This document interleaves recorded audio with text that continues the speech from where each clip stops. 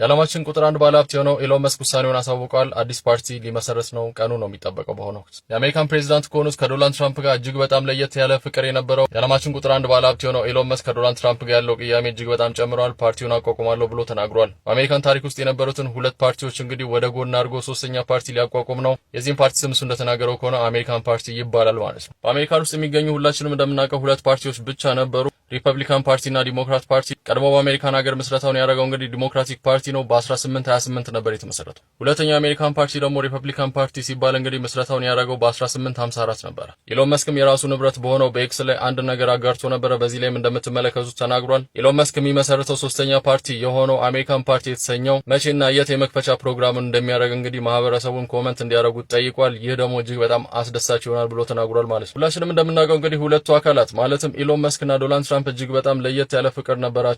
ይህም ፍቅራቸውና አብሮ የመስራት ሂደታቸው የቀዘቀዘው በአንድና አንድ ምክንያት ነው። እሱም እንግዲህ ዶናልድ ትራምፕ ከሴኔቱ ልከው በአሁኑ ወቅት የጸደቀላቸው ቢግ ቢዩቲፉል ቢል የተሰኘው ነው እንግዲህ ኢሎን መስክን ቅያሜ ውስጥ የከተተው። ከዚህ በፊትም እንደነገርኳችሁ ኢሎን መስክ ይህ ቢል የሚጸድቅ ከሆነ አዲስ የሆነ ፓርቲን አቋቁማለሁ፣ ይህም ፓርቲ እንግዲህ ሁለቱን ፓርቲዎች የሚፎካከር ይሆናል ብሎ ተናግሯል። በተጨማሪም እሱ እንደተናገረው ከሆነ ሁለቱ ፓርቲዎች አንድ ናቸው፣ ማለትም ዲሞክራትና ሪፐብሊካን የአሜሪካኖችን ዕዳ እየጨመሩ እንጂ እየቀነሱ አልሄዱም ብሎ ተናግሯል ማለት ነው። እናም ከቀናት በኋላ አሜሪካ ስትመራበት የነበረው የሁለት ፓርቲ ሲስተም ማለትም የሪፐብሊካንና የዲሞክራት ሶስተኛ ፓርቲን ያካትታል ተብሎ የተናገረ ይገኛል። ይህም ፓርቲ እንግዲህ አሜሪካን ፓርቲ ይሰኛል ማለት ነው። በኢሎን መስክ ነው የሚቋቋመው። አዲስ ነገር ካለ በመለስ ይሆናል። መልካም ውድ ይላችሁ። ብሩክ ነኝ። መልካም ቀን